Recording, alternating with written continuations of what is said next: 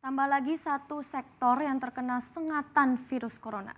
Ya, pelaku industri otomotif kini sedang berupaya keras bertahan dalam besarnya tekanan ekonomi yang terjadi pada beberapa bulan belakang. Seperti apa geliat industri otomotif yang harus terrem sementara di tengah pandemi? Kami ulas untuk Anda dalam Corona menyebar penjualan mobil ambyar. Lesunya penjualan mobil memang sudah terjadi pada tahun 2019 yang turun 10,8% secara tahunan dibandingkan dengan tahun sebelumnya. Dengan total penjualan pada 2019 hanya mencapai sekitar 1 juta unit.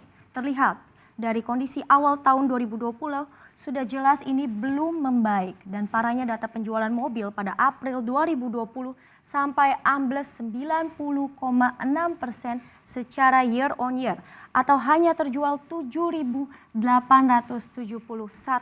unit saja. Padahal jika dibandingkan dengan periode yang sama pada tahun lalu penjualan ini masih oke, menyentuh di angka 83.000 unit. Nah, bagaimana dengan bulan sebelumnya? Tepatnya di Maret 2020, ternyata hanya dalam 1 bulan penjualan ini sangat drop lebih dari 89,7%.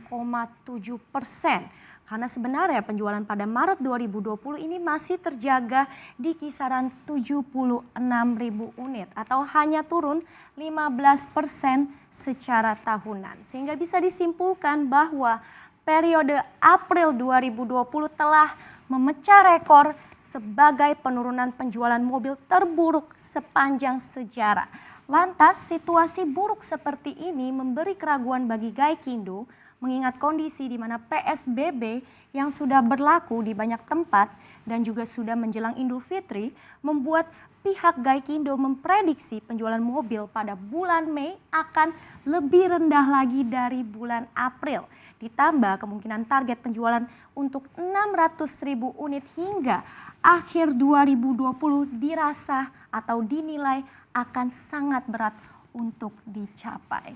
Lantas beberapa ini pertanyaan muncul dan kemudian membandingkan apakah situasi krisis 2020 ini jauh lebih parah dengan kondisi pada tahun 98 silam. Kita lihat dan kita akan berkaca pada penurunan penjualan mobil yang waktu itu terjadi pada tahun 1998 di mana total penjualan mobil pada tahun itu hanya 58.250 unit dengan rata-rata per bulannya hanya terjual 4.800 unit. Namun perlu diingat lagi bahwa tren penjualan mobil kala itu dengan sekarang jelas berbeda karena di situasi normal pada akhir tahun 90-an total penjualan mobil per tahunnya biasanya tidak mencapai 1 juta unit seperti sekarang. Dan kemudian bagaimana tren penjualan mobil dalam negeri sendiri nantinya? Salah satu perusahaan otomotif seperti Toyota memprediksi di masa pandemi mobil yang dapat mengangkut lebih banyak penumpang akan cenderung lebih diminati. Atau tepatnya adalah tipe mobil dengan kapasitas 7 penumpang atau 7 seaters. Nah, ini mungkin memang sejalan ya dengan aturan PSBB yang sekarang ini memberlakukan physical distancing atau ada jarak antara penumpang saat berkendara. Selain itu, ternyata kondisi seperti ini juga turut berpengaruh pada rencana peluncuran model mobil baru. Salah satunya adalah Daihatsu yang memutuskan untuk tidak lagi meluncurkan model mobil terbaru pada tahun ini. Mengapa? Karena faktor tadi adalah penurunan penjualan dan kemudian adalah penutupan dealer dan penghentian operasi menjadi alasan di balik keputusan ini. Belum lagi berkurangnya demand dan imbasnya juga terhadap penjualan tadi menjadi faktor yang mengharuskan perusahaan otomotif untuk menjaga keseimbangan stoknya dengan penjualan. Di samping itu juga pada masa sekarang ternyata approval pengajuan untuk membeli kendaraan melalui kredit tidaklah mudah karena perusahaan pembiayaan dikabarkan mulai memperketat persyaratan bagi calon konsumen yang ingin membeli melalui pembayaran kredit.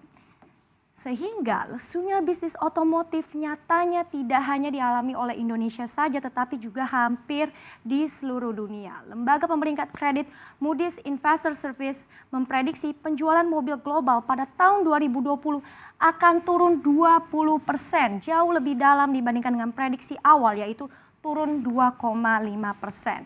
Sehingga Moody's juga memberikan rating outlook negatif untuk sektor ini dan baru melihat akan ada pemulihan atau rebound pada penjualan di tahun 2021 mendatang dengan proyeksi pertumbuhan untuk 2021 nantinya di 11,5%. Jadi penjualan mobil dipandang nantinya akan membaik oleh Moody's tetapi tidak dalam waktu dekat. Nah, dengan demikian meski begitu tekanan pada sektor otomotif ini tidak hanya berdampak saja pada pendapatan perusahaan di sektor otomotif. Kita nantikan seperti apa siasat pelaku industri otomotif di tengah tantangan ini. Dan kita juga ingat bahwa banyak perusahaan di bidang lainnya yang juga memiliki kaitan erat pada sektor tersebut.